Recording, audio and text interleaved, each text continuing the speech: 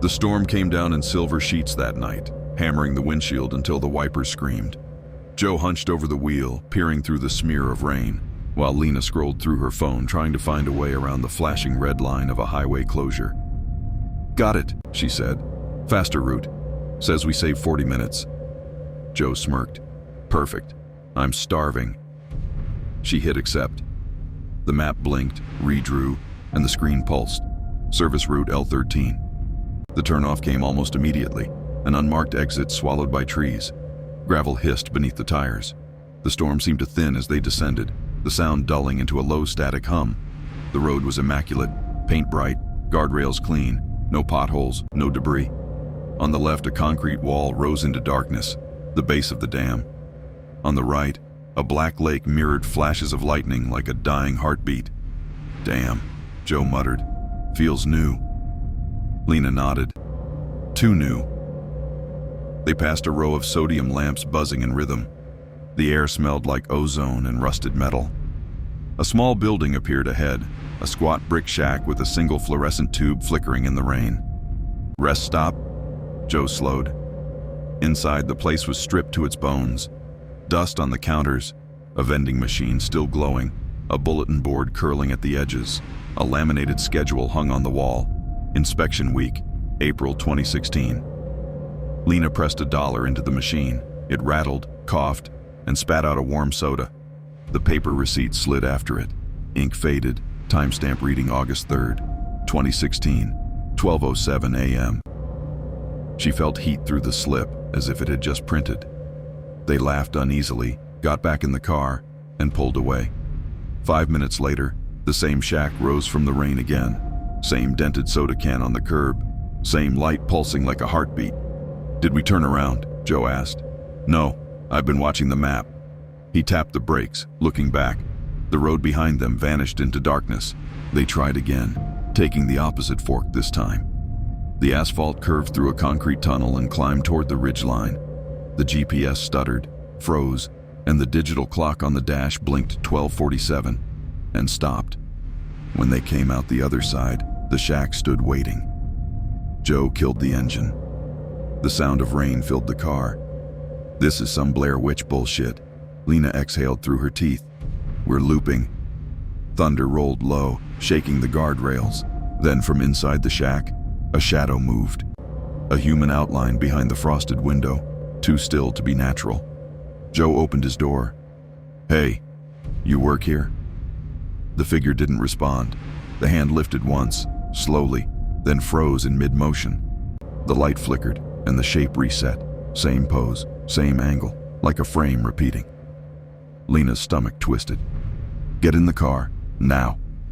They sped forward, tires splashing through a shallow sheet of water that hadn't been there before. The GPS redrew itself.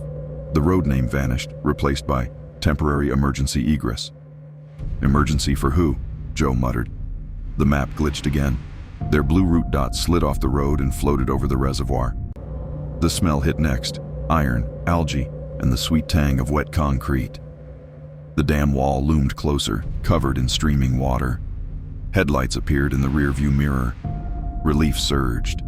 Joe slowed as a white truck pulled beside them. The driver stepped out. He wore a faded utility jacket with the dam's emblem half peeled from the sleeve. His face looked sanded down by time, deep grooves, colorless eyes. "You shouldn't be here," he said, voice rough as gravel. "Highway's closed," Joe said.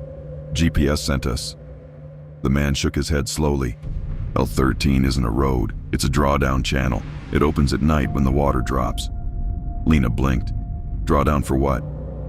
"For the overflow. It'll flood before dawn." He gestured toward the shack. "Those markers. You keep circling, you'll drive under before you notice."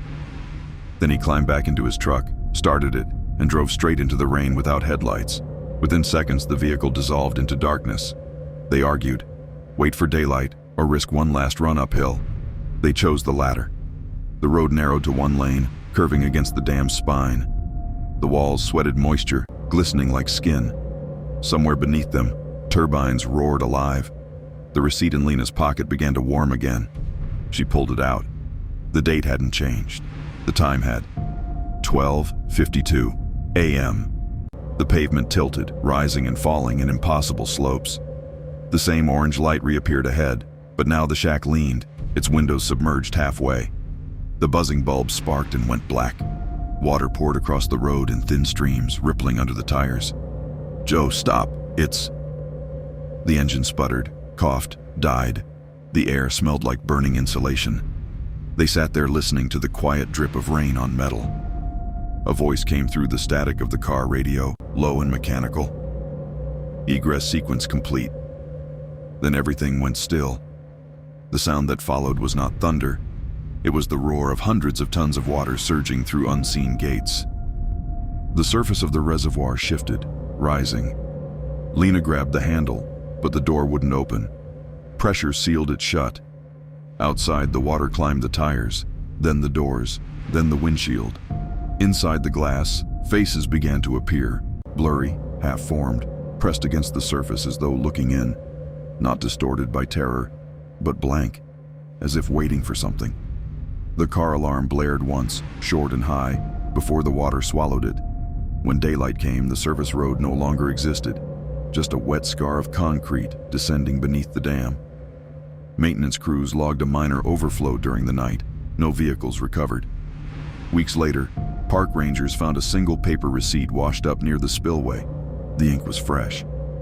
August 3rd, 2016, 12:07 a.m. That was the last recorded detour through Service Route L13. No one knows who updates the maps that still list it as faster route.